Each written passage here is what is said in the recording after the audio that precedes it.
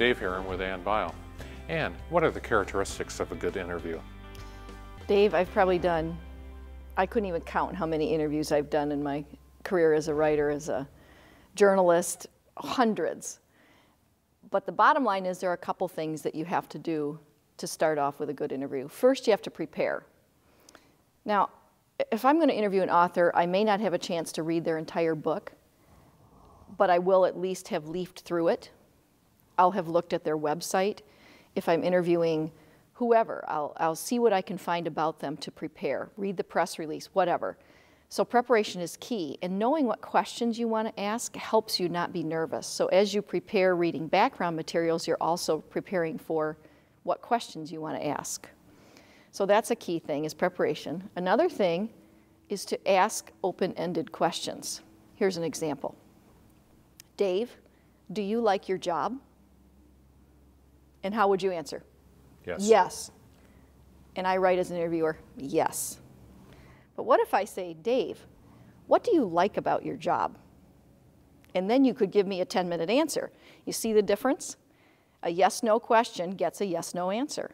But an open-ended question allows me to find out all sorts of things about you and you to talk. So ask open-ended questions. Another thing is to be flexible. I've done interviews where the person was answering the question that I asked, but they hinted at something else. And I said to myself, I need to follow up on that question. So rather than stick to my regimen of questions, I asked this follow-up question about a particular thing. And I have gotten such interesting answers that I would never have gotten otherwise if I hadn't been flexible enough to follow up on those questions. So flexibility is key. Another thing is to be patient. This is even from the beginning. Sometimes it's hard to get an interview time set. You have to work with their publicist, or you have to work with the person to set up a time for an interview. Be patient in doing that. Don't be mean and nasty. Just say, I'd like an interview, and then you work with that. The next thing is be patient during the interview. One time I was interviewing this woman, and she was snippy. She was short answers. You could tell she didn't want to be there. She was just being kind of nasty to me, and I'm thinking to myself, I need to do the story. It's not a big deal. We'll never meet in person. So we do the 15-minute interview. She's snippy. She's a little bit short. I'm just nothing but nice. And when that interview is done, you know what she says to me? Ann, this has just been the nicest interview. Thank you so much. And I said, why, I'm so glad we could talk. Goodbye. And I thought, whose interview was she listening to? But I think the key was that I was not being as snippy to her as she was being to me. I'm invading their time, and I need to offer them a little bit of a patient tone to my voice. The other thing is to be professional. Call when you say you're going to call.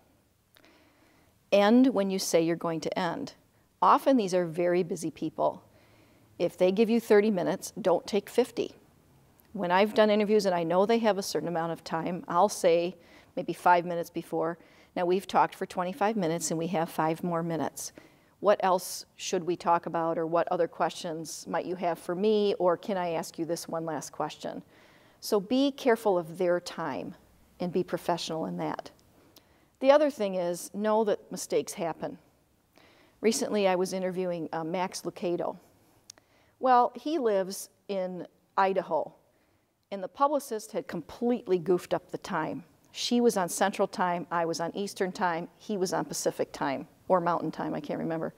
The time was completely goofed up. It happens. You just got to roll with that. You apologize, you say, I'm so sorry this happened, and off you go on your interview. You don't blame anybody, you just say, I'm sorry. So you be as professional as you can, but also, you know what, stuff happens. You just have to know that, and just say, I'm sorry, and off you go and do your interview. And that's, you can learn some very interesting things when you are flexible, when you're interested in people, and I think they know that you are interested in their lives, which comes with preparation, which comes with understanding who they are and what they can give you as far as an interview goes.